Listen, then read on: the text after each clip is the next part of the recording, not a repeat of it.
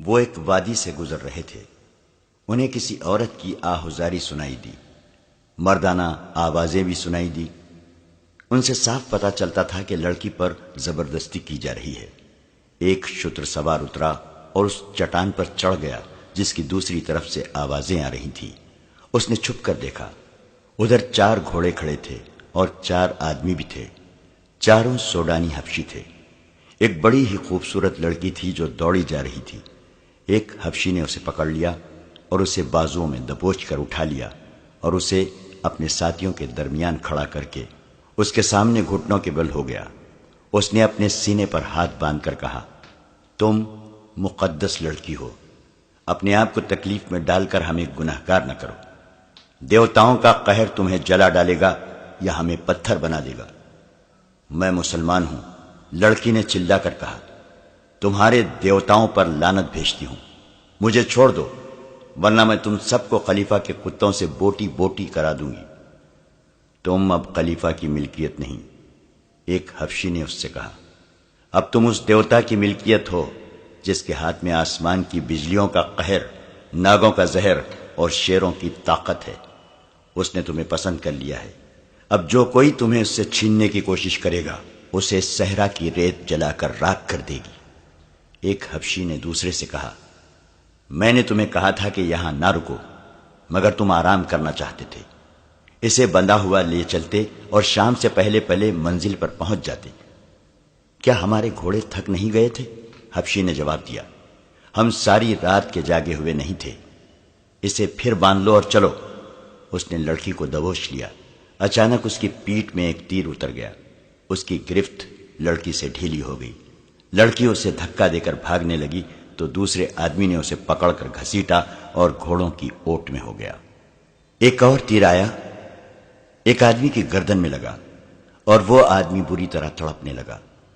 جس آدمی نے لڑکی کو پکڑا تھا وہ گھوڑے کی باک پکڑ کر لڑکی اور گھوڑے کو نشیبی جگہ لے گیا جو بالکل قریب تھی۔ ایک حبشی اور بھی رہ گیا تھا، وہ بھی دوڑ کر نشیب میں اتر گیا۔ یہ تیر اس شتر سوار سنتری نے چلائے تھے جو چٹان پر چڑھ گیا تھا۔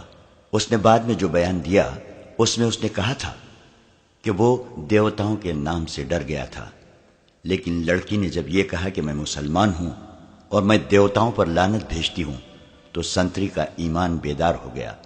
لڑکی نے جب خلیفہ کا نام لیا تو سنتری سمجھ گیا کہ یہ حرم کی لڑکی ہے۔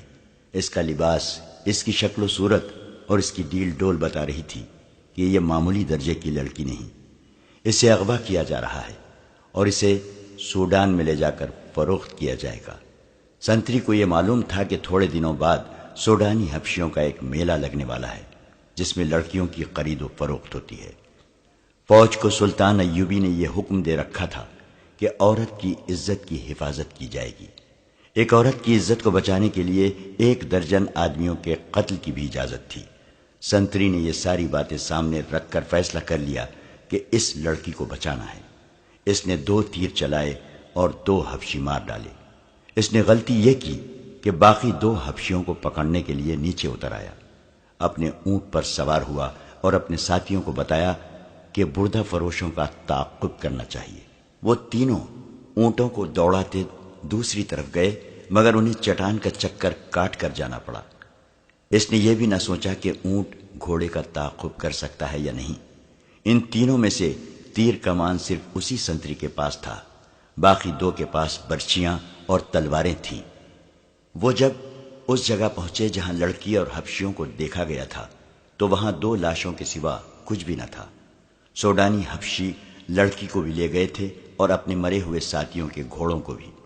شتر سواروں نے تعاقب میں اونٹ دوڑائے لیکن وہ ٹیلوں اور چٹانوں کا علاقہ تھا، راستہ گھومتا اور مڑتا تھا۔ انہیں بھاگتے گھوڑوں کے ٹاپو سنائی دے رہے تھے جو دور ہٹتے گئے اور خاموش ہو گئے۔ شتر سواروں نے دونوں لاشیں اونٹوں پر لادیں اور واپس آ گئے۔ انہیں معلوم تھا کہ یہ لاشیں کس کی ہیں، یہ عام قسم کے بردہ فروشوں کی بھی ہو سکتی تھیں۔ انہیں اٹھا لانا ضروری نہ تھا، لیکن لڑکی خلیفہ کی معلوم ہوتی تھی، اس لیے لاشیں اٹھانا ضروری سمجھا گیا تاکہ یہ معلوم ہو سکے کہ اغوا کرنے والے کون ہیں۔ صلاح الدین ایوبی پریشانی اور غصے کے عالم میں ٹہل رہا تھا۔ کمرے میں اس کے مشیر اور معتمد بیٹھے تھے، یہ اس کے دوست بھی تھے، وہ سر جھکائے بیٹھے تھے۔ سلطان ایوبی اپنے آپ کو ہمیشہ قابو میں رکھتا تھا، وہ کبھی جذباتی نہیں ہوا تھا، غصہ پی جایا کرتا تھا اور ذہن کو پوری طرح قابو میں رکھ کر سوچا اور فیصلہ کیا کرتا تھا۔ ایسے حالات نے بھی اسے آزمایا تھا جن میں جابر جنگجو بھی ہتھیار ڈال دیا کرتے تھے۔ وہ محاصروں میں بھی لڑا تھا اور اس حال میں بھی محاصرے میں رہا تھا کہ اس کے سپاہیوں کے حوصلے ٹوٹ گئے تھے۔ قلعے میں کھانے پینے کے لیے بھی کچھ نہ رہا تھا اور سپاہیوں کے ترکش بھی خالی ہو گئے تھے۔ اس کے سپاہی اس انتظار میں تھے کہ وہ ہتھیار ڈال کر انہیں اس اذیت اور موت سے بچا لے گا، لیکن سلطان ایوبی نے صرف اپنا حوصلہ ہی مضبوط نہ رکھا بلکہ سپاہیوں میں بھی نئی روح پھونک دی۔ مگر اس روز سلطان ایوبی کو اپنے آپ پر قابو نہیں رہا تھا، چہرے پر غصہ بھی تھا، گھبراہٹ بھی۔ یہی وجہ تھی کہ سب خاموش بیٹھے تھے۔ آج پہلی بار میرا دماغ میرا ساتھ چھوڑ گیا ہے، اس نے کہا۔ کیا یہ ممکن نہیں کہ آپ خلیفہ کے اس پیغام کو نظر انداز کر دیں؟ اس کے نائب سالار الناصر نے کہا۔ میں اسی کوشش میں مصروف ہوں، سلطان ایوبی نے کہا، لیکن الزام کی نوعیت دیکھو جو مجھ پر عائد کیا گیا ہے۔ میں نے اس کے حرم کی ایک لڑکی اغوا کروائی ہے۔ استغفر اللہ، اللہ مجھے معاف کرے، اس نے میری توہین میں کوئی کسر نہیں چھوڑی۔ پیغام بلکہ دھمکی قاصد کی زبانی بھیجی ہے۔ وہ مجھے بلا لیا ہوتا، میرے ساتھ براہ راست بات کرتا۔ میں پھر بھی یہی مشورہ دوں گا کہ آپ اپنے آپ کو ٹھنڈا کیجیے، بہاؤالدین شداد نے کہا۔ میں سوچ یہ رہا ہوں، کیا واقعی حرم سے کوئی لڑکی اغوا ہوئی ہے؟ سلطان ایوبی نے کہا۔ یہ جھوٹ معلوم ہوتا ہے، اسے پتہ چل گیا ہوگا کہ میں نے خطبے میں سے اس کا نام نکلوا دیا ہے۔ اس کے جواب میں اس نے مجھ پر یہ الزام لگا کر کہ میں نے اس کے حرم کی ایک لڑکی اغوا کرائی ہے، انتقام لینے کی کوشش کی ہے۔ سلطان ایوبی نے عیسیٰ الحکاری فقیہ سے کہا، ایک حکم نامہ مصر کی تمام مسجدوں کے نام جاری کر دو کہ آئندہ کسی مسجد میں خطبے میں خلیفہ کا ذکر نہیں کیا جائے گا۔ آپ اس کے ہاں چلے جائیں اور اس سے بات کریں۔ الناصر نے کہا، اسے صاف الفاظ میں بتا دیں کہ خلیفہ قوم کی عزت کا نشان ہوتا ہے، لیکن اس کا حکم نہیں چل سکتا، خصوصاً اس صورتحال میں جب حالات جنگی ہیں اور دشمن کا خطرہ باہر سے بھی ہے اور اندر سے بھی موجود ہے۔ میں تو یہاں تک مشورہ دوں گا کہ اس کے محافظ دستے کی نفری کم کر دیں، سوڈانی حبشیوں کی جگہ مصری دستہ رکھیں اور اس کے محل کے اخراجات کم کریں۔ میں اس کے نتائج سے آگاہ ہوں، ہمیں مقابلہ کرنا ہی پڑے گا، ہمیں اللہ پر بھروسہ رکھنا چاہیے۔ میں نے ہمیشہ اپنے اللہ پر بھروسہ کیا ہے، سلطان ایوبی نے کہا۔ خدائے ذوالجلال مجھے اس ذلت سے بھی بچا لے گا۔ دربان اندر آیا، سب نے اس کی طرف دیکھا۔ اس نے کہا، صحرا کے گشتی دستے کا کماندار اپنے 3 سپاہیوں کے ساتھ آیا ہے، وہ 2 سوڈانیوں کی لاشیں لائے ہیں۔ سب نے دربان کی مداخلت کو اچھی نظر سے نہ دیکھا۔ اس وقت سلطان ایوبی بڑے ہی اہم اور خفیہ اجلاس میں مصروف تھا، لیکن سلطان نے دربان سے کہا، انہیں اندر بھیج دو۔ سلطان ایوبی نے اپنے دربان سے کہہ رکھا تھا کہ جب بھی اسے کوئی ملنے آئے وہ اس سے اطلاع دے، اور اگر رات اسے جگانے کی ضرورت محسوس ہو تو فوراً جگا لے۔ سلطان کوئی بات اور کوئی ملاقات التوا میں نہیں ڈالا کرتا تھا۔ عہدیدار اندر آیا، اس کا چہرہ گھر سے اٹا ہوا اور تھکا تھکا نظر آتا تھا۔ سلطان ایوبی نے اسے بٹھایا اور دربان سے کہا کہ اس کے لیے پینے کے لیے کچھ لے آؤ۔ عہدیدار نے سلطان کو بتایا کہ اس کی گشتی سنتریوں نے 4 سوڈانی حبشیوں سے ایک مغویہ لڑکی کو چھڑانے کی کوشش میں 2 کو تیروں سے مار ڈالا اور وہ لڑکی کو اٹھا کر بھاگ گئے ہیں۔ عہدیدار نے بتایا کہ سنتریوں کے بیان کے مطابق لڑکی خانہ بدوش یا کسی عام گھرانے کی نہیں تھی، وہ بہت ہی امیر لگتی تھی اور اس نے کہا تھا کہ وہ خلیفہ کی ملکیت ہے۔ معلوم ہوتا ہے، سلطان ایوبی نے کہا، خدائے ذوالجلال میری مدد کو آ گیا ہے۔ وہ باہر نکل گیا۔ کمرے میں بیٹھے ہوئے سب حاکم اس کے پیچھے چلے گئے۔ باہر زمین پر 2 لاشیں پڑی تھیں۔ ایک لاش پیٹ کے بل تھی، اس کی پیٹھ میں تیر اترا ہوا تھا۔ دوسری لاش کی گردن میں تیر پیوست تھا۔ پاس 3 سپاہی کھڑے تھے۔ انہوں نے امیر مصر کو، جو ان کا سالار اعلیٰ بھی تھا، شاید پہلی بار دیکھا تھا۔ وہ فوجی انداز سے سلام کر کے پرے ہٹ گئے۔ سلطان ایوبی نے ان کے سلام کا صرف جواب ہی نہیں دیا، بلکہ ان سے ہاتھ ملایا اور کہا، یہ شکار کہاں سے مار لائے ہو مومنو؟ اس سنتری نے، جس نے چٹان سے تیر چلا کر 2 آدمیوں کو مارا تھا، سلطان ایوبی کو سارا واقعہ پوری تفصیل سے سنا دیا۔ کیا یہ ممکن ہو سکتا ہے کہ وہ لڑکی خلیفہ کی ہی داشتہ ہو؟ سلطان ایوبی نے اپنے مشیروں سے پوچھا۔ معلوم یہی ہوتا ہے، علی بن سفیان نے کہا۔ ان کے خنجر دیکھیے۔ اس نے 2 خنجر سلطان ایوبی کو دکھائے۔ جس وقت سپاہی واقعہ سنا رہا تھا، علی بن سفیان لاشوں کی تلاشی لے رہا تھا۔ انہوں نے سوڈان کا قبائلی لباس پہن رکھا تھا۔ کپڑوں کے اندر ان کے کمر بند تھے، جن کے ساتھ ایک خنجر تھا۔ یہ خلیفہ کے حفاظتی دستے کے خاص ساخت کے خنجر تھے۔ ان کے دستوں پر قصر خلافت کی مہریں لگی ہوئی تھیں۔ علی بن سفیان نے کہا، اگر انہوں نے یہ خنجر چوری نہیں کیے تو یہ دونوں قصر خلافت کے حفاظتی دستے کے سپاہی ہیں۔ یہ کہا جا سکتا ہے کہ لڑکی وہی ہے جو خلیفہ کے حرم سے اغوا ہوئی ہے، اور اغوا کرنے والے خلیفہ کے محافظوں میں سے ہیں۔ لاشیں اٹھاؤ اور خلیفہ کے پاس لے چلو، سلطان ایوبی نے کہا۔ پہلے یقین کر لیا جائے کہ یہ واقعی خلیفہ کے محافظوں میں سے ہیں، علی بن سفیان نے کہا، اور وہاں سے چلا گیا۔ زیادہ وقت نہیں گزرا تھا کہ علی بن سفیان کے ساتھ قصر خلافت کا ایک کماندار آ گیا۔ اسے دونوں لاشیں دکھائی گئیں۔ اس نے فوراً پہچان لیا اور کہا، یہ دونوں محافظ دستے کے سپاہی ہیں، گزشتہ 3 روز سے چھٹی پر تھے۔ ان کی چھٹی 7 دن رہتی تھی۔ کوئی اور سپاہی بھی چھٹی پر ہے؟ سلطان ایوبی نے پوچھا۔ 2 اور ہیں۔ کیا وہ ان کے ساتھ چھٹی پر گئے تھے؟ اکٹھے گئے تھے، کماندار نے جواب دیا، اور ایک ایسا انکشاف کیا جس نے سب کو چونکا دیا۔ اس نے کہا، یہ سوڈان کے ایسے قبیلے سے تعلق رکھتے ہیں جو خون خواری میں مشہور ہے۔ ان میں فرعونوں کے وقت کی کچھ رسمیں چلی آ رہی ہیں۔ یہ قبیلہ ہر 3 سال بعد ایک جشن مناتا ہے۔ یہ ایک میلہ ہوتا ہے جو 3 دن اور 3 راتیں رہتا ہے۔ دن ایسے مقرر کرتے ہیں کہ چوتھی رات چاند پورا ہوتا ہے۔ میلے میں وہ لوگ بھی جاتے ہیں جن کا اس قبیلے کے ساتھ کوئی تعلق نہیں ہوتا، وہ صرف عیاشی کے لیے جاتے ہیں۔ میلے میں لڑکیوں کی خرید و فروخت کے لیے باقاعدہ منڈی لگتی ہے۔ اس میلے سے 1 ماہ پہلے ارد گرد بلکہ قاہرہ تک کے لوگ جن کی بیٹیاں جوان ہو گئی ہوں ہوشیار اور چوکس ہو جاتے ہیں۔ وہ لڑکیوں کو باہر نہیں جانے دیتے۔ ان دنوں خانہ بدوش بھی اس علاقے سے دور چلے جاتے ہیں۔ لڑکیاں اغوا ہوتی ہیں اور اس میلے میں فروخت ہو جاتی ہیں۔ یہ چاروں سوڈانی اسی میلے کے لیے چھٹی پر گئے ہوئے تھے۔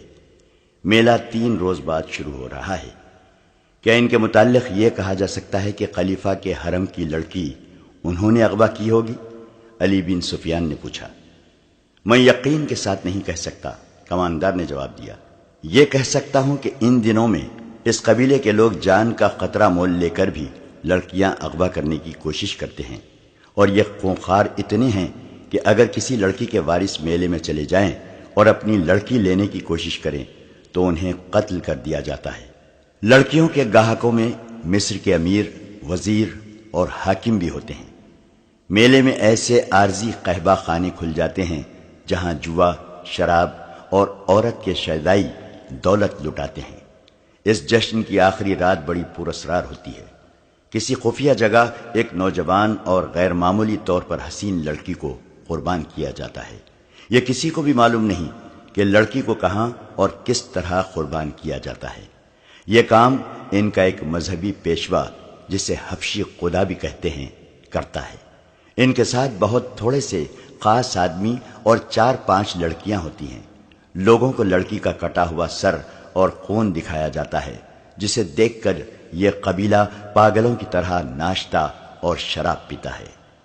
خلیفہ نے محافظ دستے کا ناک میں دم کر رکھا تھا۔ تمام تر محافظ دستہ دھوپ میں کھڑا تھا۔ سورج غروب ہونے میں کچھ دیر باقی تھی۔ اس دستے کو صبح کھڑا کیا گیا تھا۔ کمانداروں اور عہدیداروں کو بھی کھانے کی اجازت دی گئی تھی، نہ پانی کی۔ جب رجب بار بار آتا اور اعلان کرتا تھا کہ لڑکی محافظوں کی مدد کے بغیر اغوا نہیں کی جا سکتی تھی۔ جس کسی نے اغوا میں مدد دی ہے وہ سامنے آ جائے، ورنہ تمہیں یہیں بھوکا اور پیاسا مار دیا جائے گا۔ اگر لڑکی خود باہر گئی ہوتی تو تم میں سے کسی نہ کسی نے ضرور دیکھی ہوتی۔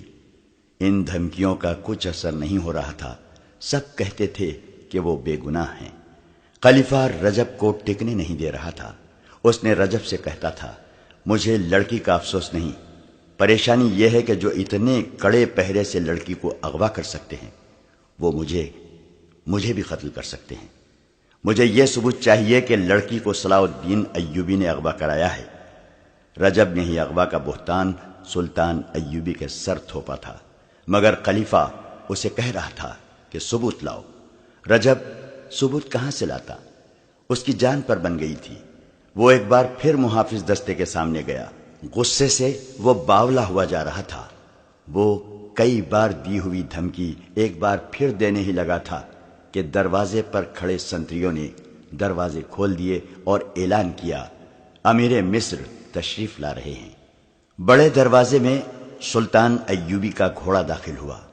اس کے آگے 2 محافظ سواروں کے گھوڑے تھے، 8 سوار پیچھے تھے، ایک دائیں اور ایک بائیں تھا۔ ان کے پیچھے سلطان ایوبی کے حاکم اور مشیر تھے۔ ان میں علی بن سفیان بھی تھا۔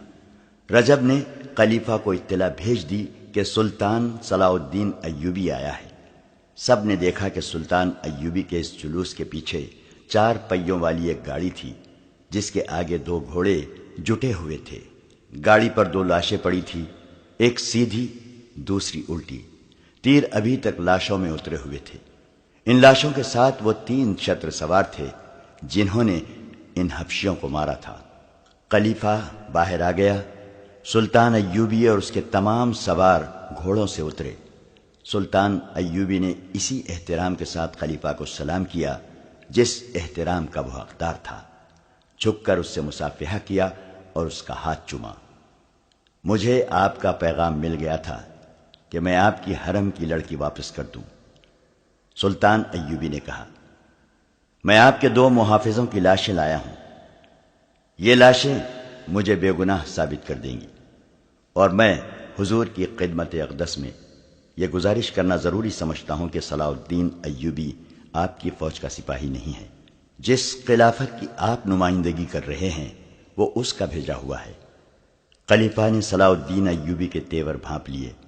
اس فاطمی خلیفہ کا ضمیر گناہوں کے بوجھ سے کراہ رہا تھا۔ وہ سلطان ایوبی کی باروب اور پرجلال شخصیت کا سامنا کرنے کے قابل نہیں تھا۔ اس نے سلطان ایوبی کے کندھے پر ہاتھ رکھ کر کہا، میں تمہیں اپنے بیٹوں سے زیادہ عزیز سمجھتا ہوں صلاح الدین، اندر آؤ۔ میری حیثیت ابھی ملزم کی ہے۔ سلطان ایوبی نے کہا، مجھے ابھی صفائی پیش کرنی ہے کہ میں اغوا کا ملزم نہیں ہوں۔ خدائے ذوالجلال نے میری مدد فرمائی ہے اور 2 لاشیں بھیجی ہیں۔ یہ لاشیں بولیں گی نہیں، ان کی خاموشی اور ان میں اترے ہوئے تیر گواہی دیں گے کہ صلاح الدین ایوبی اس جرم کا مجرم نہیں ہے جو قصر خلافت میں سرزد ہوا ہے۔ میں جب تک اپنے آپ کو بے گناہ ثابت نہ کر لوں گا اندر نہیں جاؤں گا۔ وہ لاشوں کی طرف چل پڑا۔ خلیفہ کھچا ہوا اس کے پیچھے پیچھے گیا۔ تھوڑی دور 400-450 نفری کا محافظ دستہ کھڑا تھا۔ سلطان ایوبی نے لاشیں اٹھا کر اس دستے کے سامنے رکھ دیں اور بلند آواز سے کہا، 8 سپاہی آگے آؤ اور لاشوں کو دیکھ کر بتاؤ کہ یہ کون ہے۔ پہلے کماندار اور عہدیدار آئے۔ انہوں نے لاشیں دیکھ کر ان کے نام بتائے اور کہا، یہ ہمارے دستے کے سپاہی تھے۔ ان کے بعد 8 سپاہی آئے۔ انہوں نے بھی لاشوں کو دیکھ کر کہا کہ یہ ان کے ساتھی تھے۔ 8 اور سپاہی آئے، پھر 8 اور آئے۔ اس طرح 8 سپاہی آتے رہے اور بتاتے رہے کہ یہ لاشیں ان کے فلاں فلاں ساتھیوں کی ہیں۔ صلاح الدین خلیفہ نے کہا، میں نے مان لیا ہے کہ یہ لاشیں قصر خلافت کے 2 محافظوں کی ہیں۔ میں اس سے آگے سننا چاہتا ہوں کہ انہیں کس نے ہلاک کیا ہے۔ صلاح الدین نے اس گشتی سنتری سے جس نے انہیں ہلاک کیا تھا کہا کہ اپنا بیان دہرائے۔ اس نے سارا واقعہ خلیفہ کو سنا دیا۔ وہ ختم کر چکا تو سلطان ایوبی نے خلیفہ سے کہا، لڑکی میرے پاس نہیں لائی گئی، وہ سوڈانی حبشیوں کے میلے میں فروخت ہونے کے لیے گئی ہے۔ خلیفہ کھسیانہ ہوا جا رہا تھا۔ اس نے سلطان ایوبی سے کہا کہ وہ اندر چلے۔ سلطان ایوبی نے اندر جانے سے انکار کر دیا اور کہا، میں اس لڑکی کو زندہ یا مردہ برآمد کر کے آپ کے حضور حاضری دوں گا۔ میں ابھی اتنا ہی کہوں گا کہ حرم کی ایک ایسی لڑکی کا اغوا جو تحفے کے طور پر آئی تھی اور جو آپ کی منکوحہ بیوی نہیں داشتہ تھی، میرے لیے ذرہ برابر بھی اہمیت نہیں رکھتی۔ خداوند تعالیٰ نے مجھے اس سے اہم فرائض سونپے ہیں۔ میری پریشانی یہ نہیں کہ ایک لڑکی اغوا ہو گئی ہے، خلیفہ نے کہا، اصل پریشانی یہ ہے کہ اس طرح لڑکیاں اغوا ہونے لگیں تو ملک میں قانون کا کیا حشر ہوگا، اور میری پریشانی یہ ہے کہ سلطنت اسلامیہ اغوا ہو رہی ہے۔ سلطان ایوبی نے کہا، آپ زیادہ پریشان نہ ہوں، میرا شعبہ سراغ رسانی لڑکی کو برآمد کرنے کی پوری کوشش کرے گا۔ خلیفہ سلطان ایوبی کو ذرا سا پرے لے گیا اور کہا، صلاح الدین، میں ایک عرصے سے دیکھ رہا ہوں کہ تم مجھ سے کھچے کھچے رہتے ہو۔ میں نجم الدین ایوب سلطان ایوبی کے والد محترم کا بہت احترام کرتا ہوں، مگر تمہارے دل میں میرے لیے ذرہ برابر بھی احترام نہیں ہے، اور مجھے آج بتایا گیا ہے کہ جامع مسجد کے خطیب امیر العالم نے یہ گستاخی کی ہے کہ خطبے سے میرا نام ہٹا دیا ہے۔ مجھے رجب نے بتایا ہے کہ میں اسے اس گستاخی کی سزا دے سکتا ہوں۔ میں تم سے پوچھنا چاہتا ہوں کہ اس نے تمہاری شے پر تو ایسا نہیں کیا؟ میری شے پر نہیں، میرے حکم پر اس نے خلیفہ کا نام خطبے سے حذف کیا ہے۔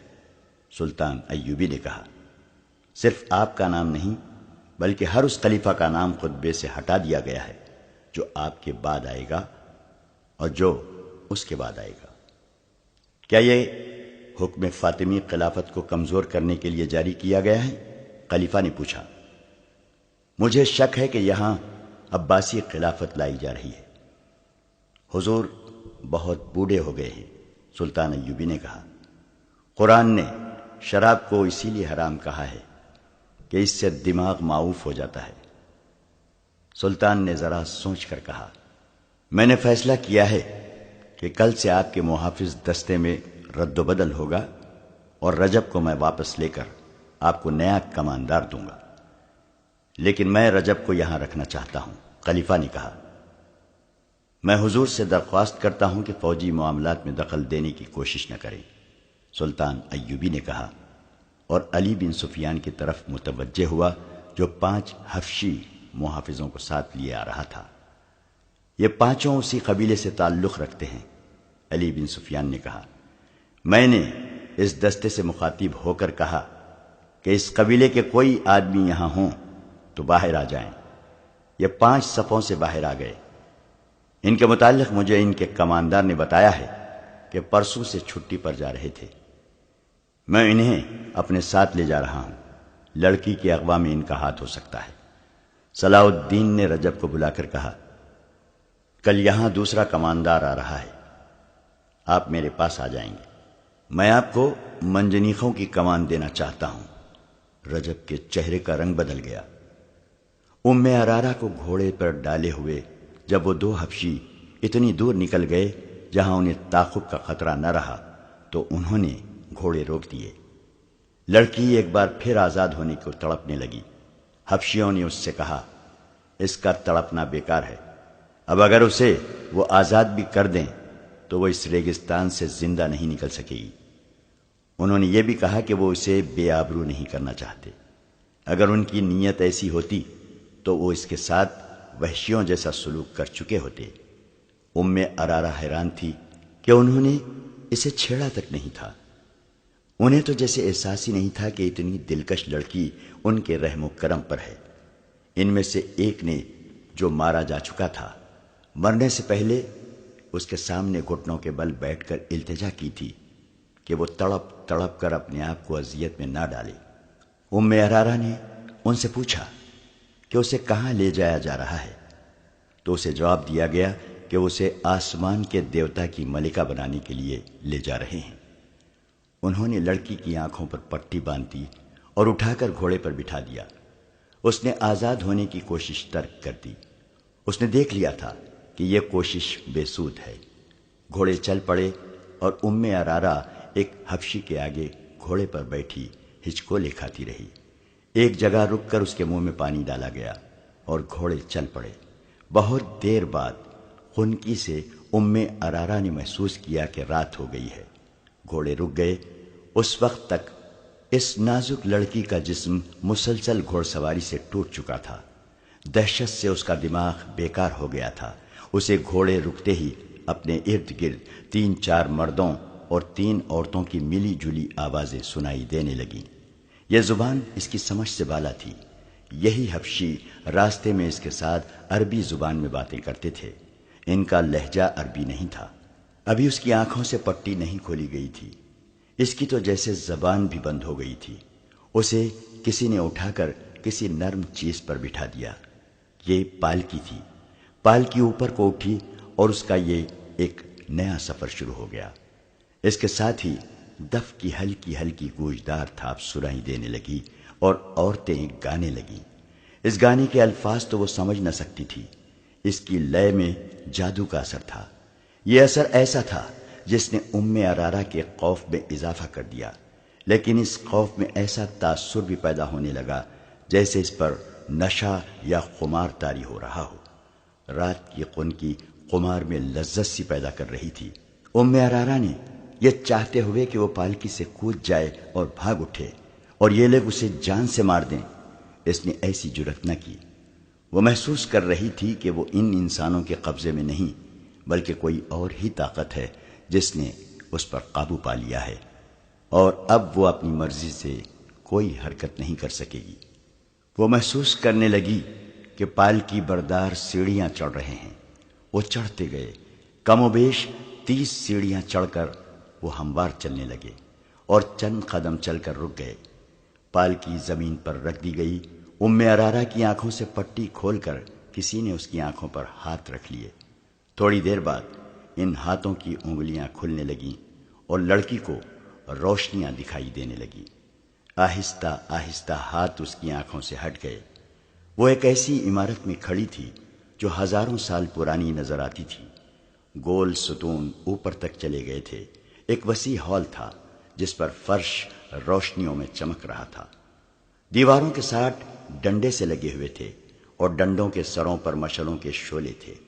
اندر کی فضا میں ایسی خوشبو تھی جس کی مہک اس کے لیے نئی تھی۔ دف کی ہلکی ہلکی تھاپ اور عورتوں کا گیت اسے سنائی دے رہا تھا۔ یہ تھاپ اور یہ لے حال میں ایسی گونج پیدا کر رہی تھی جس میں خواب کا تاثر تھا۔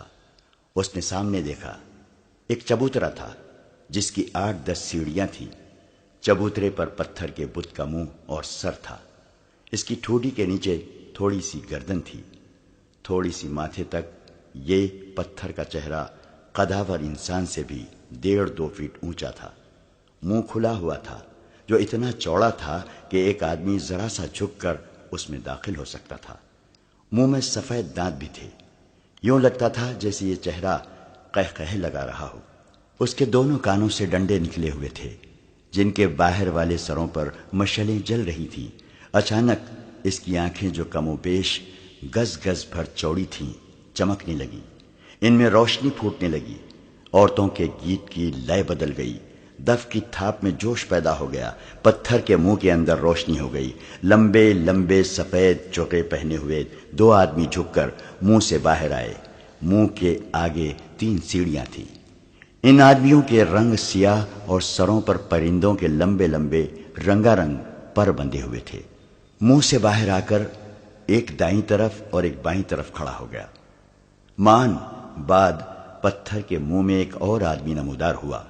وہ بھی جھک کر باہر آیا۔ وہ ذرا بوڑھا لگتا تھا۔ اس کا چوغا سرخ رنگ کا تھا اور اس کے سر پر تاج تھا۔ ایک سانپ جو مصنوعی تھا اس کے دائیں کندھے پر کنڈلی مارے اور پھن پھیلائے بیٹھا تھا، اور ایک بائیں کندھے پر۔ دونوں سانپوں کے رنگ سیاہ تھے۔ ام ارارہ پر ایسا روب طاری ہوا کہ وہ سن ہو کے کھڑی رہی۔ یہ آدمی جو اس قبیلے کا مذہبی پیشوا یا پروہت تھا، چبوترے کی سیڑھیاں اتر آیا۔ وہ آہستہ آہستہ ام ارارہ تک آیا اور دونوں گھٹنے فرش پر رکھ کر اس نے لڑکی کے دونوں ہاتھ اپنے ہاتھوں میں لے کر چوم لیے۔ اس نے لڑکی سے عربی زبان میں کہا، تم ہو وہ خوش نصیب لڑکی جسے میرے دیوتا نے پسند کیا ہے، میں تمہیں مبارکباد پیش کرتا ہوں۔ ام ارارہ بیدار ہو گئی۔ اس نے روتے ہوئے کہا، میں کسی دیوتا کو نہیں مانتی۔ اگر تم دیوتاؤں کو مانتے ہو تو میں تمہیں انہی کا واسطہ دے کر کہتی ہوں کہ مجھے چھوڑ دو۔ مجھے یہاں کیوں لائے ہو؟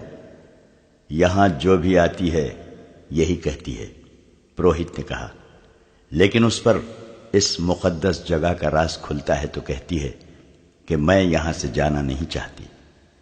میں جانتا ہوں تم مسلمانوں کے خلیفہ کی محبوبہ ہو، مگر جس نے تمہیں پسند کیا ہے اس کے آگے دنیا کے خلیفے اور آسمانوں کے فرشتے سجدے کرتے ہیں۔ تم جنت میں آ گئی ہو۔ اس نے چوغے کے اندر سے ایک پھول نکالا اور ام ارارہ کی ناک کے ساتھ لگا دیا۔ ام ارارہ حرم کی شہزادی تھی۔ اس نے ایسے ایسے عطر سونگے تھے جو اس جیسی شہزادیوں کے سوا اور کوئی خواب میں بھی نہیں سونگ سکتا تھا، مگر اس پھول کی بو اس کے لیے انوکھی تھی۔ یہ بو اس کی روح تک اتر گئی۔ اس کی سوچوں کا رنگ ہی بدل گیا، اس کی نظروں کے زاویے بدل گئے۔ پروہت نے کہا، یہ دیوتا کا تحفہ ہے، اور اس نے پھول اس کی ناک سے ہٹا لیا۔ ام ارارہ نے ہاتھ آہستہ آہستہ آگے کیا اور پروہت کا پھول والا ہاتھ پکڑ کر اپنی ناک کے قریب لے آئی۔ پھول سونگ کر خمار آلود آواز میں بولی، کتنا دل نشین تحفہ ہے، آپ یہ مجھے دیں گے نہیں؟ کیا تم نے تحفہ قبول کر لیا ہے؟ پروہت نے پوچھا۔ اس کے ہونٹوں پر مسکراہٹ تھی۔ ہاں، ام ارارہ نے جواب دیا، میں نے یہ تحفہ قبول کر لیا ہے۔ اس نے پھول کو ایک بار پھر سونگا اور اس نے آنکھیں بند کر لی، جیسے اس کی مہک کو اپنے وجود میں جذب کرنے کی کوشش کر رہی ہو۔ دیوتا نے بھی تمہیں قبول کر لیا ہے، پروہت نے کہا اور پوچھا، تم اب تک کہاں تھی؟ لڑکی سوچ میں پڑ گئی، جیسے کچھ یاد کرنے کی کوشش کر رہی ہو۔ سر ہلا کر بولی، میں یہیں تھی۔ نہیں، میں ایک اور جگہ تھی۔ مجھے یاد نہیں کہ میں کہاں تھی۔ تمہیں یہاں کون لایا ہے؟ کوئی بھی نہیں، ام ارارہ نے جواب دیا، میں خود آئی ہوں۔ تم گھوڑے پر نہیں آئی تھی؟ نہیں، لڑکی نے جواب دیا، میں اڑتی ہوئی آئی ہوں۔ کیا راستے میں صحرا اور پہاڑ اور جنگل اور ویرانے نہیں تھے؟ نہیں تو، لڑکی نے بچوں کی سی شوخی سے جواب دیا، ہر طرف سبزہ زار اور پھول تھے۔ تمہاری آنکھوں پر کسی نے پٹی نہیں باندھی تھی؟ پٹی؟ نہیں تو، لڑکی نے جواب دیا، میری آنکھیں کھلی ہوئی تھی اور میں نے رنگ برنگے پرندے دیکھے تھے، پیارے پیارے پرندے۔ پروہت نے اپنی زبان میں بلند آواز سے کچھ کہا۔ ام ارارہ کے عقب سے 4 لڑکیاں آئیں، انہوں نے اس کے کپڑے اتار دیے۔ وہ مادر زاد ننگی ہو گئی۔ اس نے مسکرا کر پوچھا، دیوتا مجھے اس حالت میں پسند کریں گے؟ پروہت نے کہا، نہیں، تمہیں دیوتا کے پسند کے کپڑے پہنائے جائیں گے۔ لڑکیوں نے اس کے کندھوں پر چادر سی ڈال دی جو اتنی چوڑی تھی کہ کندھوں سے پاؤں تک اس کا جسم مستور ہو گیا۔ اس چادر کے کناروں پر رنگدار رسیوں کے ٹکڑے تھے۔ چادر آگے کر کے ان ٹکڑوں کو گاٹھیں دے دی گئیں اور چادر نہایت موزوں چغا بن گئی۔ ام ارارہ کے بال ریشم جیسے ملائم اور سیاہی مائل بھورے تھے۔ ایک لڑکی نے اس کے بالوں میں کنگھی کر کے اس کے شانوں پر پھیلا دیے اور اس کا حسن اور زیادہ بڑھ گیا۔ پروہت نے اسے مسکرا کر دیکھا اور گھوم کر پتھر کے محیب چہرے کی طرف چل پڑا۔ 2 لڑکیوں نے ام ارارہ کے ہاتھ تھام لیے اور پروہت کے پیچھے پیچھے چل پڑی۔ ام ارارہ شہزادیوں کی طرح چل پڑی۔ اس نے ادھر ادھر نہیں دیکھا کہ ماحول کیسا ہے، اس کی چال میں اور ہی شان تھی۔ عورتوں کا راگ اسے پہلے سے زیادہ طلسماتی اور پرسوز معلوم ہونے لگا۔ وہ پروہت کے پیچھے ہاتھ لڑکیوں کے ہاتھوں پر رکھے چبوترے کی سیڑھیاں چڑھنے لگی۔ پروہت پتھر کے پہاڑ جیسے چہرے کے منہ میں داخل ہو گیا۔ ارارا بھی 3 سیڑھیاں چڑھ کر پتھر کے منہ میں جھک کر داخل ہو گئی۔ دونوں لڑکیاں وہیں کھڑی رہیں۔ ارارا کا ہاتھ پروہت نے تھام لیا۔ منہ کی چھت اتنی اونچی تھی کہ وہ سیدھے چل رہے تھے۔ حلق میں پہنچے تو آگے سیڑھیاں تھیں۔ وہ سیڑھیاں اتر گئے۔ یہ ایک تہہ خانہ تھا جہاں قندیلیں روشن تھیں۔ اس کمرے میں بھی مہک تھی۔ یہ کمرہ کشادہ نہیں تھا، چھت اونچی نہیں تھی، اس کی دیواریں اور چھت درختوں کے پتوں اور پھولوں سے ڈھکی ہوئی تھیں۔ فرش پر ملائم گھاس اور گھاس پر پھول بچھے ہوئے تھے۔ ایک کونے میں خوشنما سراہی اور پیالے رکھے تھے۔ پروہت نے سراہی سے 2 پیالے بھرے، ایک ارارا کو دیا۔ دونوں نے پیالے ہونٹوں سے لگائے اور خالی کر دیے۔ دیوتا کب آئے گا؟ ارارا نے پوچھا۔ تم نے ابھی اسے پہچانا نہیں؟ پروہت نے کہا۔ تمہارے سامنے کون کھڑا ہے؟ ارارا اس کے پاؤں میں بیٹھ گئی اور بولی، ہاں میں نے پہچان لیا ہے۔ تم وہ نہیں ہو جسے میں نے اوپر دیکھا تھا۔ تم نے مجھے قبول کر لیا ہے؟ ہاں، پروہت نے کہا، آج سے تم میری دلہن ہو۔ میں آپ کو اور کچھ نہیں بتا سکتا۔ میرے باپ نے مجھے بتایا تھا کہ پروہت لڑکی کو پھول سنگھاتا ہے جس کی خوشبو سے لڑکی کے ذہن سے نکل جاتا ہے کہ وہ کیا تھی، کہاں سے آئی ہے اور کس طرح لائی گئی ہے۔ وہ پروہت کی لونڈی بن جاتی ہے اور اسے دنیا کی گندی چیزیں بھی خوبصورت دکھائی دیتی ہیں۔ پروہت 3 راتیں اسے اپنے ساتھ تہہ خانے میں رکھتا ہے۔ یہ انکشاف ان 5 سوڈانی حبشیوں میں سے ایک علی بن سفیان کے سامنے کر رہا تھا، جنہیں اس نے خلیفہ کے محافظ دستے میں سے نکالا تھا۔ یہ 5 اسی قبیلے میں سے تھے جس قبیلے کے وہ 4 تھے جنہوں نے ارارا کو اغوا کیا تھا۔ اپنے ساتھ لے جا کر علی بن سفیان نے ان 5 سے کہا تھا کہ چونکہ وہ اسی قبیلے کے ہیں جو تیسرے سال کے آخر میں جشن مناتا ہے اور وہ چھٹی پر جا رہے تھے، اس لیے انہیں معلوم ہوگا کہ لڑکی کس طرح اغوا ہوئی ہے۔ ان 5 نے کہا کہ انہیں اغوا کا علم ہی نہیں۔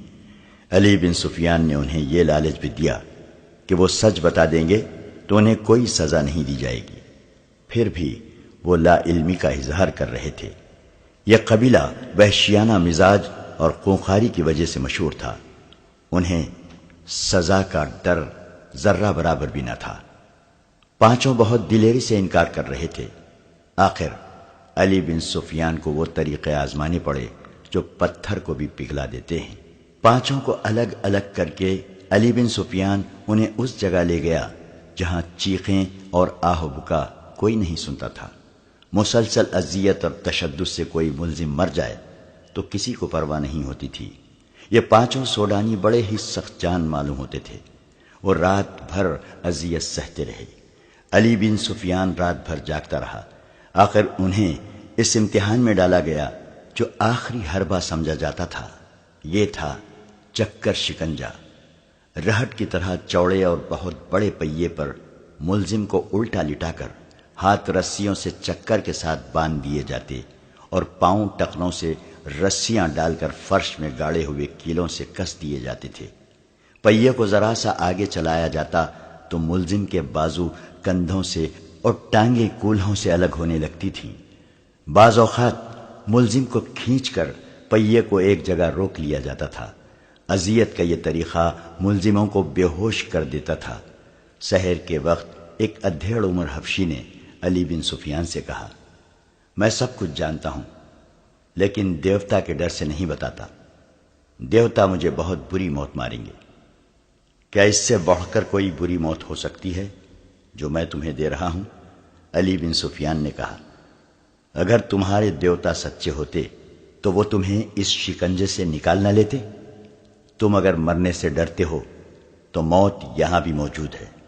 تم بات کرو، میرے ہاتھ میں ایک ایسا دیوتا ہے جو تمہیں تمہارے دیوتا سے بچا لے گا۔ یہ سوڈانی حبشی کئی بار بے ہوش ہو چکا تھا۔ اسے دیوتا تو نہیں، موت صاف نظر آ رہی تھی۔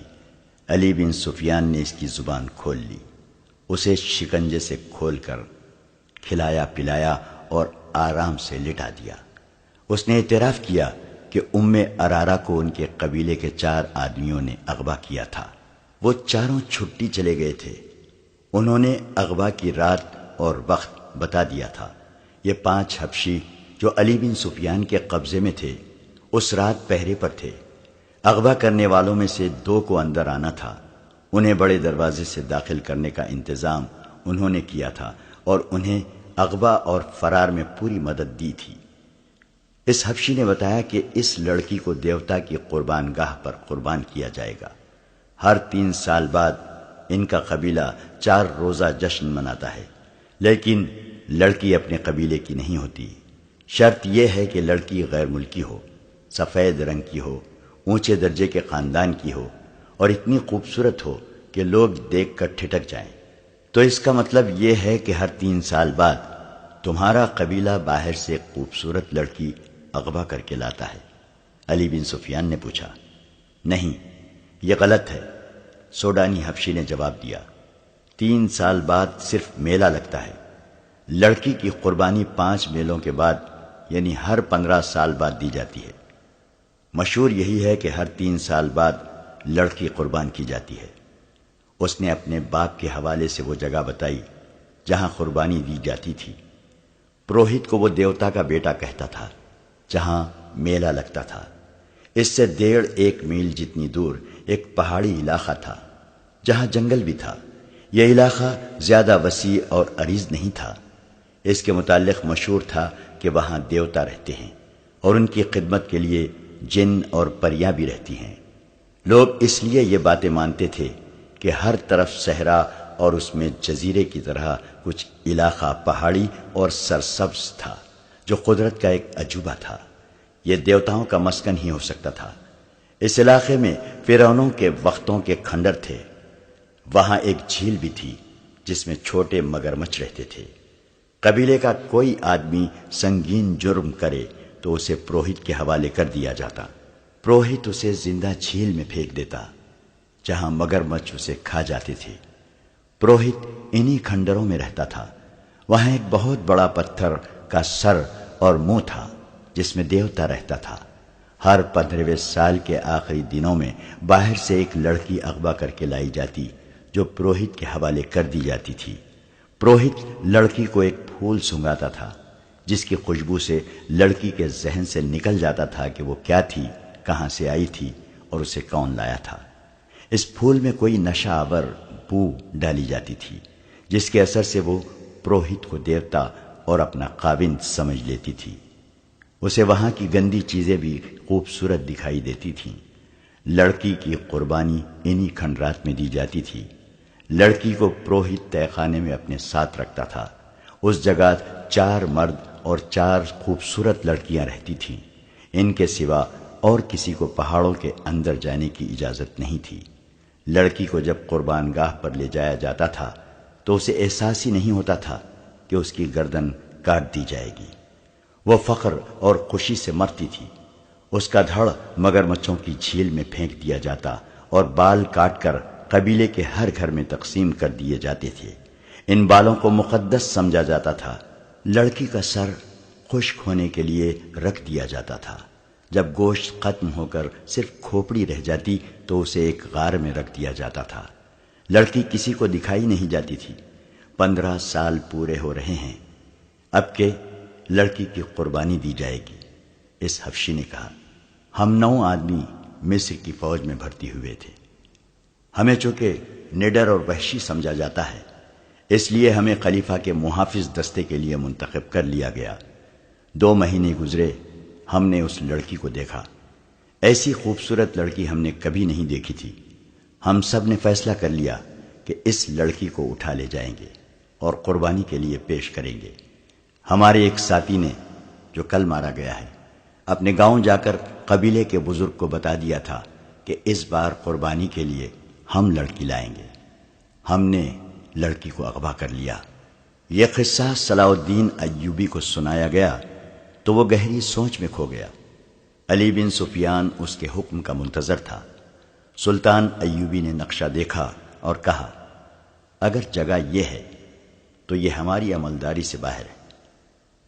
تم نے شہر کے پرانے لوگوں سے جو معلومات حاصل کی ہیں ان سے یہ ثابت ہوتا ہے کہ فرعون تو صدیاں گزرے مر گئے ہیں، لیکن فرعونیت ابھی باقی ہے۔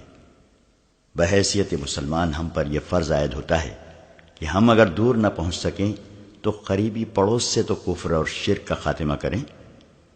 آج تک معلوم نہیں کتنے والدین کی معصوم بیٹیاں قربان کی جا چکی ہیں، اور اس میلے میں کتنی بیٹیاں اغوا ہو کر فروخت ہو جاتی ہیں۔ ہمیں دیوتاؤں کا تصور ختم کرنا ہے۔ لوگوں کو دیوتاؤں کا تصور دے کر نام نہاد مذہبی پیشوا لڑکیاں اغوا کروا کے بدکاری اور عیاشی کرتے ہیں۔ میرے مخبروں کی اطلاعوں نے یہ بیہودہ انکشاف کیا ہے کہ ہماری فوج کے کئی کماندار اور مصر کے پیسے والے لوگ اس میلے میں جاتے اور لڑکیاں خریدتے یا چند دنوں کے لیے کرائے پر لاتے ہیں۔ علی بن سفیان نے کہا، کردار کی تباہی کے علاوہ یہ خطرہ بھی ہے کہ سوڈانیوں کی برطرف فوج کے عسکری اس میلے میں زیادہ تعداد میں جاتے ہیں۔ ہماری فوج اور ہمارے دوسرے لوگوں کا سوڈانی سابقہ فوجیوں کے ساتھ ملنا جلنا اور جشن منانا ٹھیک نہیں۔ یہ مشترکہ تفریح ملک کے لیے خطرناک ثابت ہو سکتی ہے۔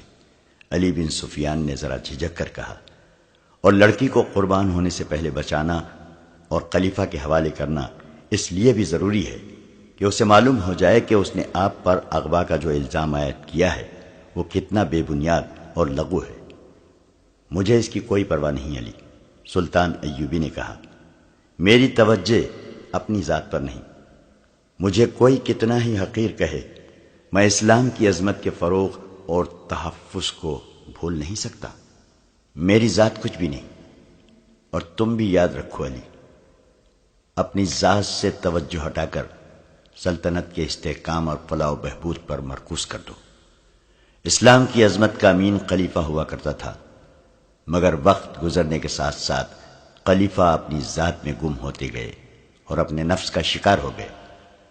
اب ہماری خلافت اسلام کی بہت بڑی کمزوری بن گئی ہے۔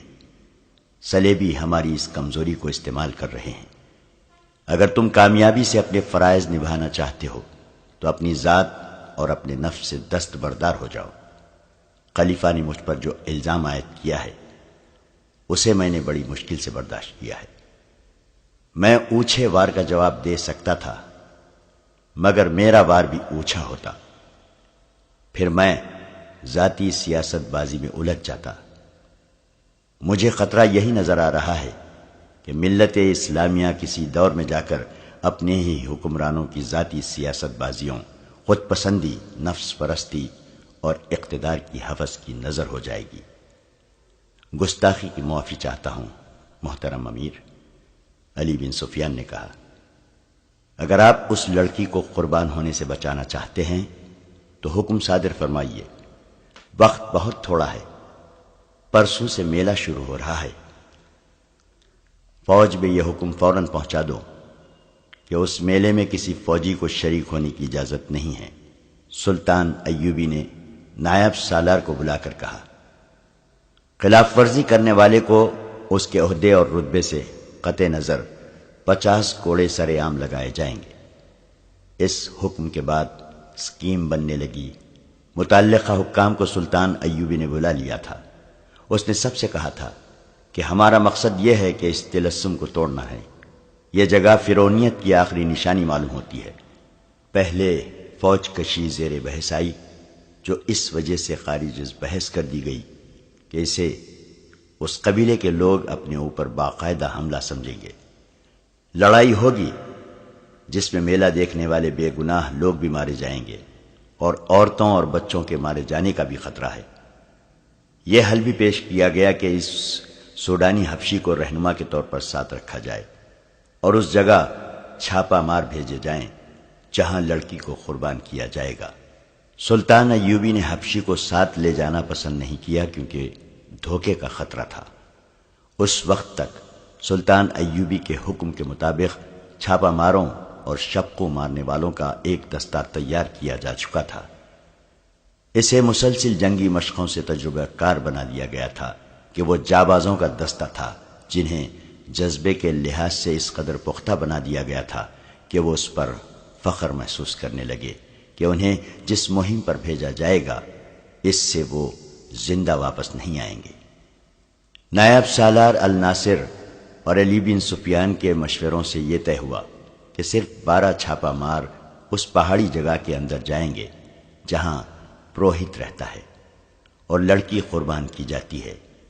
حبشی کی دی ہوئی معلومات کے مطابق اس رات میلے میں زیادہ رونق ہوتی ہے کیونکہ وہ میلے کی آخری رات ہوتی ہے۔ قبیلے کے لوگوں کے سوا کسی اور کو معلوم نہیں ہوتا کہ لڑکی قربان کی جا رہی ہے۔ جسے معلوم ہوتا ہے وہ یہ نہیں جانتا کہ قربان گاہ کہاں ہے۔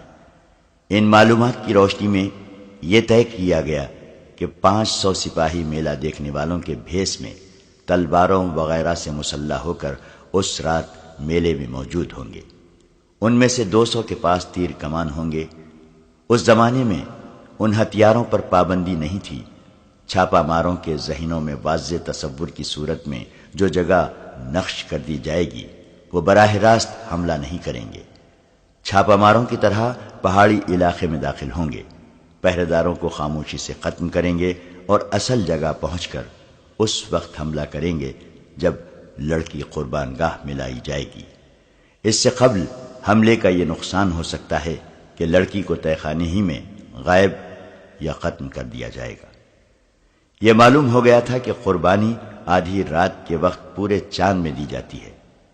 500 سپاہیوں کو اس وقت تک پہلے قربان گاہ والی پہاڑی کے ارد گرد پہنچنا تھا۔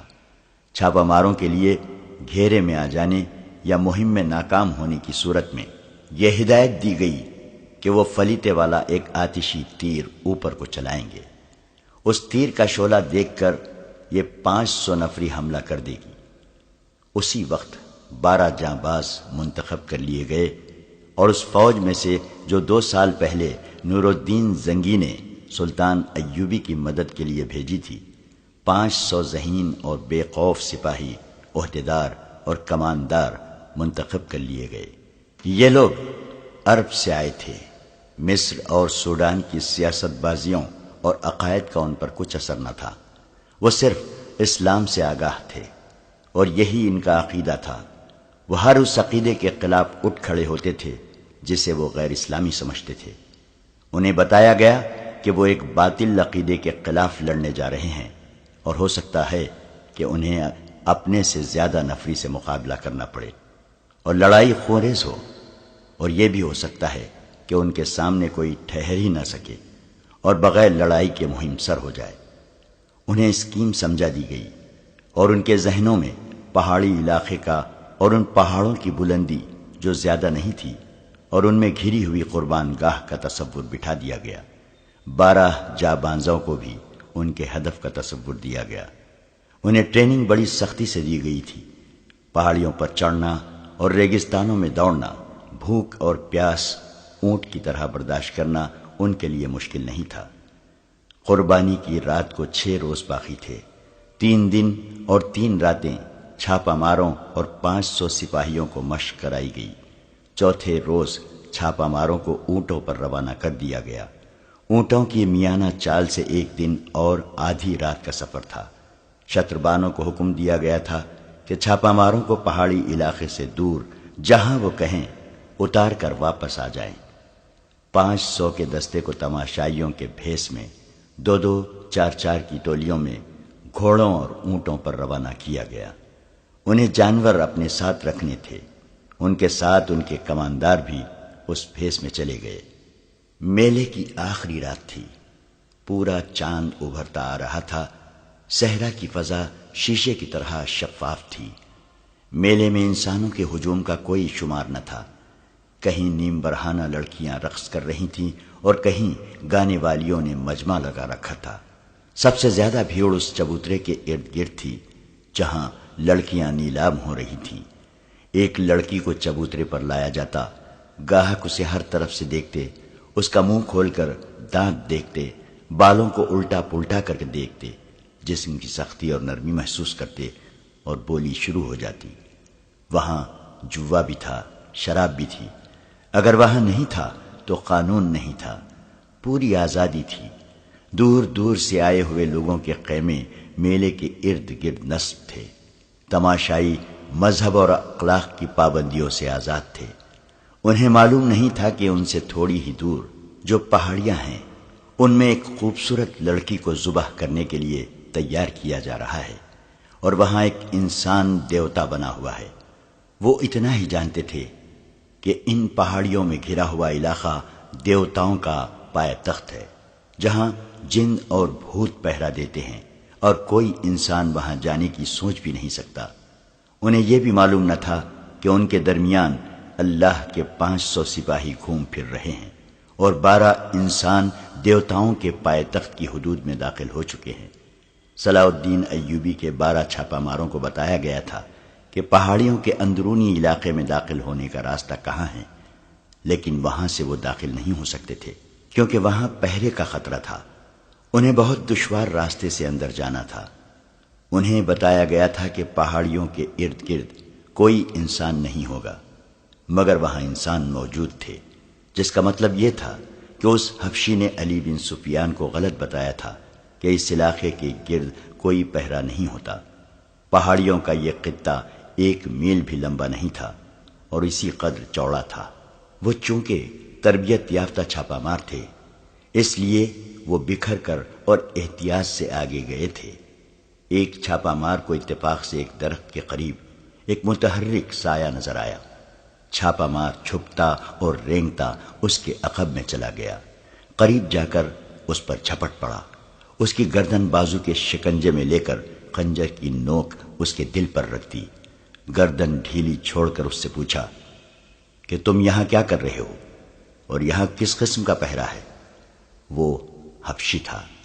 چھاپا مار عربی بول رہا تھا جو حبشی سمجھ نہیں سکتا تھا۔ اتنے میں ایک اور چھاپا مار آ گیا، اس نے بھی خنجر حبشی کے سینے میں رکھ دیا۔ انہوں نے اشاروں سے پوچھا تو حبشی نے اشاروں میں جواب دیا، جس سے شک ہوتا تھا کہ یہاں پہرا موجود ہے۔ اس حبشی کی شیرک کاٹ دی گئی اور چھاپا مار اور زیادہ محتاط ہو کر آگے بڑھے۔ یکلخت جنگل آ گیا، آگے پہاڑی تھی، چاند اوپر اگتا آ رہا تھا، لیکن درختوں اور پہاڑیوں نے اندھیرا کر رکھا تھا۔ وہ پہاڑی پر ایک دوسرے سے ذرا دور اوپر چڑھتے گئے۔ اندر کے علاقے میں جہاں لڑکی کو پروہت کے حوالے کیا گیا تھا، کوئی اور ہی سرگرمی تھی۔ پتھر کے چہرے کے سامنے چبوترے پر ایک قالین بچھا ہوا تھا، اس پر چوڑے پھل والی تلوار رکھی تھی۔ اس کے قریب ایک چوڑا برتن رکھا تھا اور قالین پر پھول بکھرے ہوئے تھے۔ اس کے قریب آگ جل رہی تھی۔ چبوترے کے چاروں کناروں پر دیے جلا کر چراغاں کیا گیا تھا۔ وہاں 4 لڑکیاں گھوم پھر رہی تھیں۔ ان کا لباس 2 چوڑے پتے تھے اور باقی جسم برہنہ۔ 4 حبشی تھے جنہوں نے کندھوں سے ٹخنوں تک سفید چادریں لپیٹ رکھی تھی۔ ارارا تہہ خانے میں پروہت کے ساتھ تھی۔ پروہت اس کے بالوں سے کھیل رہا تھا اور وہ مخمور آواز میں کہہ رہی تھی، میں انگوک کی ماں ہوں، تم انگوک کے باپ ہو۔ میرے بیٹے مصر اور سوڈان کے بادشاہ بنیں گے، میرا خون انہیں پلا دو، میرے لمبے لمبے سنہرے بال ان کے گھروں میں رکھ دو۔ تم مجھ سے دور کیوں ہٹ گئے ہو؟ میرے قریب آؤ۔ پروہت اس کے جسم پر تیل کی طرح کوئی چیز ملنے لگا۔ انگوک غالباً اس قبیلے کا نام تھا۔ ایک عربی لڑکی کو نشے کے قمار نے اس قبیلے کی ماں اور پروہت کی بیوی بنا دیا تھا۔ وہ قربان ہونے کے لیے تیار ہو گئی تھی۔ پروہت آخری رسوم پوری کر رہا تھا۔ 12 چھاپا مار رات کے کیڑوں کی طرح رینگتے ہوئے پہاڑیوں پر چڑھتے اترتے اور ٹھوکریں کھاتے آ رہے تھے۔ بہت ہی دشوار گزار علاقہ تھا۔ بیشتر جھاڑیاں خاردار تھیں۔ چاند سر پر آ گیا تھا۔ انہیں درختوں میں سے روشنی کی کرنیں دکھائی دینے لگی۔ ان کرنوں میں انہیں ایک حبشی کھڑا نظر آیا، جس کے ایک ہاتھ میں برچھی اور دوسری میں لمبوتری ڈھال تھی۔ وہ بھی دیوتاؤں کے پائے تخت کا پہرے دار تھا۔ اسے خاموشی سے مارنا ضروری تھا۔ وہ ایسی جگہ کھڑا تھا جہاں اس پر غضب سے حملہ نہیں کیا جا سکتا تھا۔ آمنے سامنے کا مقابلہ موضوع نہیں تھا۔ ایک چھاپا مار جھاڑیوں میں چھپ کر بیٹھ گیا، دوسرے نے اس کے سامنے ایک پتھر پھینکا جس نے گر کر اور لڑک کر آواز پیدا کی۔ حبشی بتکا اور اس طرف آیا۔ وہ چونکہ جھاڑی میں چھپے ہوئے چھاپا مار کے سامنے آیا، اس کی گردن ایک بازو کے شکنجے میں آ گئی اور ایک خنجر اس کے دل میں اتر گیا۔ چھاپا مار کچھ دیر وہاں رکے اور احتیاط سے آگے چل پڑے۔ ام ارارہ قربانی کے لیے تیار ہو چکی تھی۔ پروہت نے آخری بار اسے اپنے سینے سے لگایا اور اس کا ہاتھ تھام کر سیڑھیوں کی طرف چل پڑا۔ باہر کے 4 حبشی مردوں اور لڑکیوں کو پتھر کے سر اور چہرے کے منہ میں روشنی نظر آئی تو وہ منہ کے سامنے سجدے میں گر گئے۔ پروہت نے اپنی زبان میں ایک اعلان کیا اور منہ سے اتر آیا۔ ام ارارہ اس کے ساتھ تھی۔ اسے وہ قالین پر لے گیا۔ مرد اور لڑکیاں ان کے ارد گرد کھڑی ہو گئی۔ ام ارارہ نے عربی زبان میں کہا، میں انگوک کے بیٹوں اور بیٹیوں کے لیے اپنی گردن کٹوا رہی ہوں۔ میں ان کے گناہوں کا کفارہ ادا کر رہی ہوں۔ میری گردن کاٹ دو، میرا سر انگوک کے دیوتا کے قدموں میں رکھ دو۔ دیوتا اس سر پر مصر اور سوڈان کا تاج رکھیں گے۔ چاروں آدمی اور لڑکیاں ایک بار پھر سجدے میں گر گئیں۔ پروہت نے ام ارارہ کو قالین پر 2 زانوں بٹھا کر اس کا سر آگے کو جھکا دیا اور وہ تلوار اٹھا لی جس کا پھل پورے ہاتھ جتنا چوڑا تھا۔ ایک چھاپا مار جو سب سے آگے تھا رک گیا۔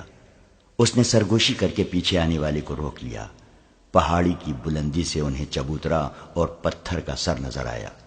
چبوترے پر ایک لڑکی 2 زانوں بیٹھی تھی جس کا سر جھکا ہوا تھا۔ شفاف چاندنی، چراغاں اور بڑی مشعلوں نے سورج کی روشنی کا سما بنا رکھا تھا۔ لڑکی کے پاس کھڑے آدمی کے ہاتھ میں تلوار تھی۔ 2 زانوں بیٹھی ہوئی لڑکی برہنہ تھی۔ اس کے جسم کا رنگ بتا رہا تھا کہ حبشی قبیلے کی لڑکی نہیں۔ چھاپا مار دور تھے اور بلندی پر تھے، وہاں سے تیر قطع جانے کا خطرہ تھا، مگر وہ جس پہاڑی پر تھے اس کے آگے ڈھلان نہیں تھی بلکہ سیدھی دیوار تھی جس سے اترنا ناممکن تھا۔ وہ جان گئے کہ لڑکی قربان کی جا رہی ہے اور اسے بچانے کے لیے وقت اتنا تھوڑا ہے کہ وہ اڑ کر نہ پہنچیں تو اسے بچا نہیں سکیں گے۔ انہوں نے چوٹی سے نیچے دیکھا۔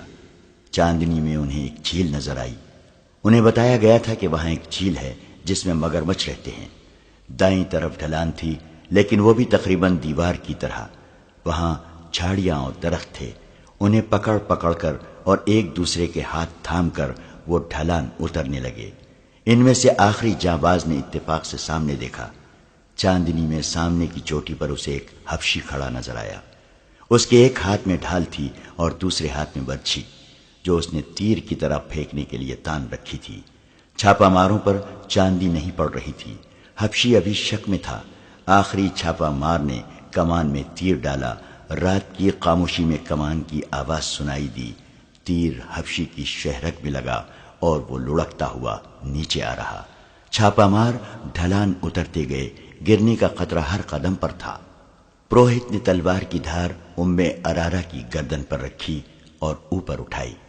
لڑکیوں اور مردوں نے سجدے سے اٹھ کر 2 زانوں بیٹھتے ہوئے پرسوز اور دھیمی آواز میں کوئی گانا شروع کر دیا۔ یہ ایک گونج تھی جو اس دنیا کی نہیں لگتی تھی۔ پہاڑیوں میں گھری ہوئی اس تنگ سی وادی میں ایسا طلسم طاری ہوا جا رہا تھا جو باہر کے کسی بھی انسان کو یقین دلا سکتا تھا کہ یہ انسانوں کی نہیں دیوتاؤں کی سرزمین ہے۔ پروہت تلوار کو اوپر لے گیا۔ اب تو 1-2 سانسوں کی دیر تھی۔ تلوار نیچے کو آنے ہی لگی تھی کہ ایک تیر پروہت کی بغل میں دھس گیا۔ اس کا تلوار والا ہاتھ ابھی نیچے نہیں گرا تھا کہ 3 تیر بیک وقت اس کے پہلو میں اتر گئے۔ لڑکیوں کی چیخیں سنائی دی، مرد کسی کو آواز دینے لگے۔ تیروں کی ایک اور باڑ آئی جس نے 2 مردوں کو گرا دیا۔ لڑکیاں جدھر منہ آیا دوڑ پڑیں۔ ام ارارہ اس شور و غل اور اپنے گرد تڑپتے ہوئے اور خون میں ڈوبے ہوئے جسموں سے بے نیاز سر جھکائے بیٹھی تھی۔ چھاپا مار بہت تیز دوڑتے آئے، چبوترے پر چڑھے اور ام ارارہ کو ایک نے اٹھا لیا۔ وہ ابھی تک نشے کی حالت میں باتیں کر رہی تھی۔ ایک جاباز نے اپنا کرتا اتار کر اسے پہنا دیا۔ اسے لے کر چلے ہی تھے کہ ایک طرف سے 12-13 حبشی برچھیاں اور ڈھالے اٹھائے دوڑتے آئے۔ چھاپا مار بکھر گئے، ان میں 4 کے پاس تیر کمانیں تھیں، انہوں نے تیر برسائے، باقی چھاپا مار ایک طرف چھپ گئے۔ جب حبشی آگے آئے تو عقب سے ان پر حملہ کر دیا۔ ایک تیر انداز نے کمان میں فلیتے والا تیر نکالا، فلیتے کو آگ لگائی اور کمان میں ڈال کر اوپر کو چھوڑ دیا۔ تیر دور اوپر جا کر رکا تو اس کا شعلہ جو رفتار کی وجہ سے دب گیا تھا، رفتار ختم ہوتے ہی بھڑکا اور نیچے آنے لگا۔ میلے کی رونق ابھی مان نہیں پڑی تھی۔ تماشائیوں میں سے 500 تماشائی میلے سے الگ ہو کر اس پہاڑی خطے کی طرف دیکھ رہے تھے۔